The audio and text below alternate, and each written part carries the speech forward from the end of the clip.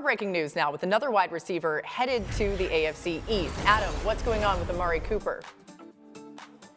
The Cleveland Browns finally have traded Amari Cooper to the Buffalo Bills. It involved a series of draft picks being exchanged, with the Browns getting back 2 picks and the Bills getting back Cooper and a draft pick. And keep in mind that Cooper is a player that the Browns have been open about dealing before. This summer they had a deal in place with the 49ers to trade him to San Francisco at the time where there was uncertainty surrounding Brandon Ayuk's future there, and Brandon Ayuk was hesitant about going to Cleveland. The trade never was made official, never got consummated. Cleveland had been looking, hasn't been winning, and Buffalo also had been in the Davante Adams market, but the Bills could not afford that salary, did not have enough cap room. The Browns recently restructured Cooper's contract, and so to carry Cooper's salary right now cost the Bills under $1 million. So instead of getting Davante Adams at a much higher price, the Bills get Amari Cooper at a much cheaper price. They give up draft pick compensation in return, and they add another weapon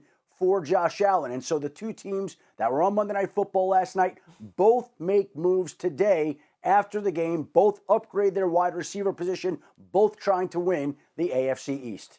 Yeah, really interesting stuff. Interesting that the Bills were in on Davante Adams, too. We are all over this story for the rest of the show. Amari Cooper should really help this Bills wide receiver room. The Bills wideouts ranked 25th or worse in targets, receptions, receiving yards, and receiving first downs. Hawk's shaking his head over there. Let's start with you. How does Cooper change this passing game for Josh Allen? This is a more impactful trade than the Davante Adams trade. Ooh, really? And I would say that across the league, because what it does is it gives stability to this offense. Like, we've applauded Josh Allen and this offense for their ability to spread the ball around. But we've seen in moments throughout the season where they've missed Stefon Diggs. They don't have a single receiver that they can hang their hat on in moments where, to your point, Swagu, they need a playmaker. Cooper does that. Not only that, you ensure you win the division because they're going to beat the Jets, and the Jets make their move, then the Bills make their move. Hawk, you are coming out firing right now. And you keep them away from your Kansas City Chiefs. Yeah. The hump you can't get over to the Super Bowl. So, again, I think this is the most impactful trade between this and the Davante Adams trade. And the reason being is because we saw Buffalo suffer from guys either moving on, contract situations, and coming into the season with all of those injuries. And the question we had was, because the first couple of weeks they did it by committee, and we was like, this can work, because Joe Brady did it the last 6 games of the season.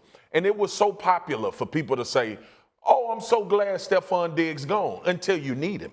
Right? And I think you one, compensate for that, and 2, I'm with you on Buffalo as far as the division, because they still got the best quarterback in the division. And when you think about this team playing now where they are, Ed Oliver didn't play against the Jets. Like, they weren't a full boat against that team. And obviously bringing in Amari Cooper, it does the same thing for Keon Coleman and Dalton Kincaid that we said about Davante Adams. Right sizes the receiver. Absolutely. So it's worth saying Amari Cooper can still play, right? No doubt. The tape this year. You might have forgotten. He's had some drops this year. He's had some drops, but I do feel like that Cleveland offense is He get dragging open. He still gets open.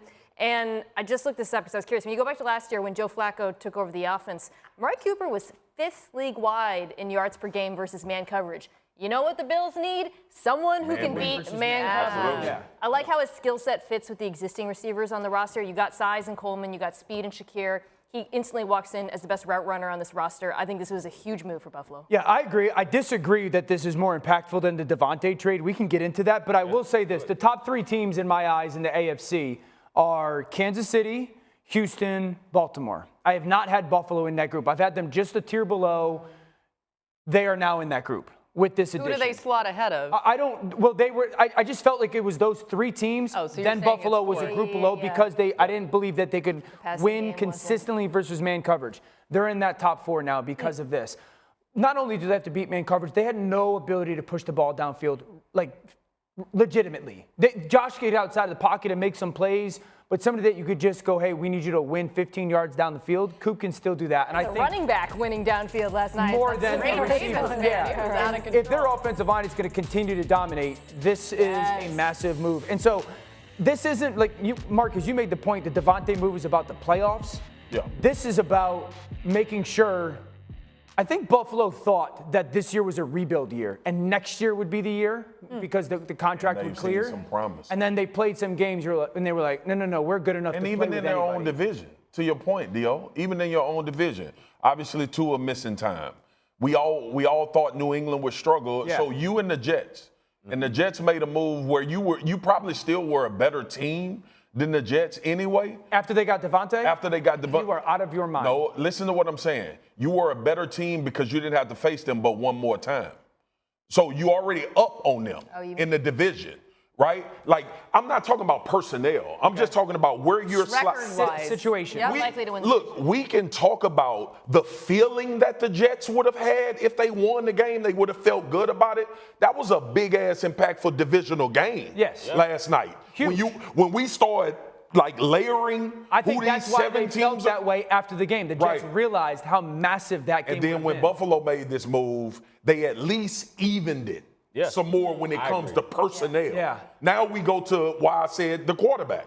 Yeah. Right? So I still believe when you look at Buffalo and this move with Amari Cooper, it's impactful from a player personnel standpoint, but ultimately, to your point, and what I was getting at, they did something last night in this division that could carry them the rest of the season. But I think it's about Kansas City, Houston, and Baltimore. I think 100%. about Like, that. those are the teams, for sure. So it was interesting prior to the game talking to offensive coordinator Joe Brady, and he said, look, because we don't have one of these true number ones, we have to scheme it that way. We have to think we got to spread the ball around. That's why they had struggled the last couple games before last night. But now they got a guy. have that. They got a winner. So think about how he can scheme with Josh Allen as the quarterback. Amari Cooper goes to the Bills. Now, the Bills couldn't really play in the Davante Adams market because they don't have enough cap room to assume Davante Adams' salary. Remember, he's making almost $17 million this year.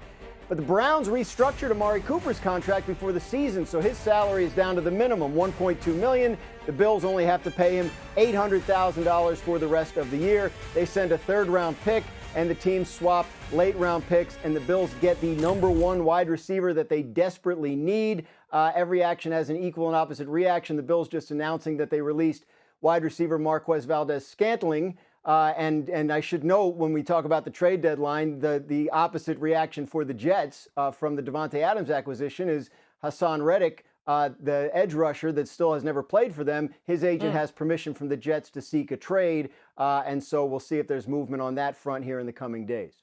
Hey, you switched to Drew Rosenhaus. Saw Drew Rosenhaus down on the field last night at MetLife talking to a lot of people, so it'll be interesting to see how that ends up playing out.